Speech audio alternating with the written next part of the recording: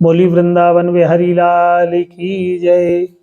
कार्तिक मास शुक्ल पक्ष की जो अष्टमी तिथि रहती है, इस दिन गोपाष्टमी है अर्थात गोपाष्टमी है। इस दिन बड़े मन भाव से अगर हमारे द्वारा कान्हा जी का पूजन अर्चन के साथ में हम इस दिन कामधेनु का पूजन करें, गाय का पूजन करें, उसकी परिक्रमा करें, उसके पैरों की रज, उसके पैरों की खुर की जो मिट्टी है अपने सिरोधार करें, माथे पर लगाएं, तो हमारे जो काम बनते बनते रुक जाते हैं, हमारे जीवन की जो परेशानियां हैं वह सभी यह उपाय कर लेने से बिल्कुल ही दूर हो जाएंगे। आपके जीवन की परेशानियां कम हो जाएगी। इस दिन आपको क्या करना है, इस दिन आपको गाय का पूजन अर्चन करना है। श्रद्धा भाव से जो नैवेद्य भोग आप गाय को अर्पण कर पाएं, और अगर आपके घर गाय हो तो बड़े मन भाव से पैरों को धुलें, और पैरों को धुलने के बाद फूलों की माला पहनाएं, वस्त्र उड़ाएं, नैवेद्य भोग अर्पण करके आरती करें, और गाय की आपको परिक्रमा भी करना है। जैसा कि कार्तिक मास महात्म की जो बड़ी सुंदर कथा है, उसमें गोपाष्टमी का बड़ा ही सुंदर वर्णन आता है कि किस समय हमें गाय का पूजन अर्चन करना है। और क्योंकि इसी दिन, जैसा कि पुराणों में वर्णन है कि भगवान श्री वासुदेव नंदन, देवकी नंदन श्री हमारे कान्हा जी इसी दिन अपने गोप और गोपिकाओं के साथ में वह वन में गाय को चराने के लिए गए थे और वह गोपाल बने थे, इसीलिए इस दिन को गोपाष्टमी भी कहा जाता है। श्री सूत जी कहने लगे कि हे ऋषियों, गोपालक भगवान श्री कृष्ण इस तिथि को ही गोप गोपिकाओं के साथ पहली बार गाय को चराने के लिए वन में गए थे, इसीलिए इस तिथि को गोपाष्टमी कहा जाता है।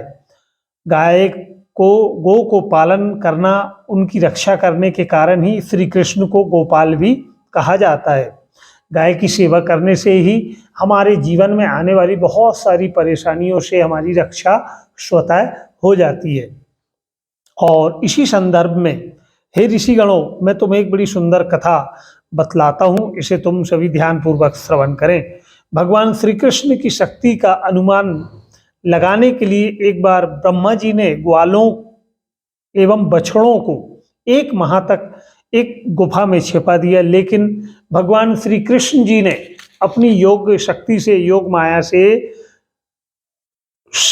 बिल्कुल ग्वाल बालों को ऐसा बना दिया कि वे गाय एवं उन ग्वालों के माता पिता भी अपने बच्चों को नहीं पहचान पाए। एक माह के बाद ब्रह्मा जी को जब प्रभु की इस शक्ति का एहसास हुआ, तो वह श्री कृष्ण भगवान से क्षमा याचना करने लगे। हे ऋषियों, गोपाष्टमी के दिन गायों का पूजन करने व उनकी परिक्रमा करने का बहुत ज़्यादा महत्व आता है।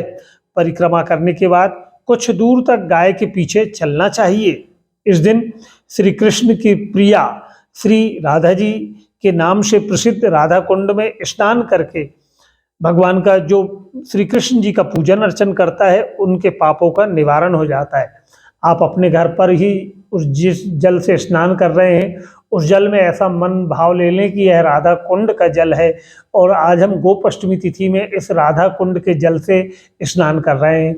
श्री राधा रानी की कृपा, श्री कान्हा जी की कृपा, कामधेनु मैया की हम पर कृपा हो, और हमारे समस्त मनोरथ, हमारे जीवन की परेशानियां दूर हो। इस मन भाव से जो श्री कृष्ण जी का पूजन करता है, उनके पापों का निवारण हो जाता है। गोपाष्टमी के दिन गोधूली वेला में गाय के खुरों की धूल को शिरोधार करके उसके पीछे चलने से जन्म जन्मों के पाप कर्मों का निवारण हो जाता है। उस दिन गोधूली वेला में, अच्छा संध्या के समय, गाय के पीछे आपको चलना है, और उसके खुर, उसके पैर के नीचे की जो मिट्टी है, उसे अपने माथों पर आपको अपनी मनोकामना बोलते हुए सिरोधार करना रहेगा। और गोपाष्टमी के दिन गोदान करने का, गाय की सेवा करने का, कहीं गौशाला हो, आपसे जो बन सके उस गौशाला के निमित्त जो आपका सामर्थ्य हो, उसके अनुसार आपको वहाँ की गौ माता की जो भोजन व्यवस्था, चारा, भूसा, पानी, जो भी आपसे यथा संभव सामर्थ्य के अनुसार आप अवश्य दान करें।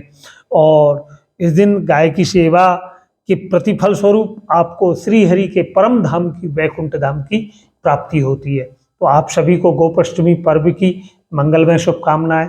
आप यह दिव्य जानकारी और लोगों तक भी भेजें और कामधेनु मैया की आप सेवा करें। और आपने हमारे चैनल को सब्सक्राइब नहीं किया है तो आपसे आग्रह है कि आप चैनल को सब्सक्राइब करें।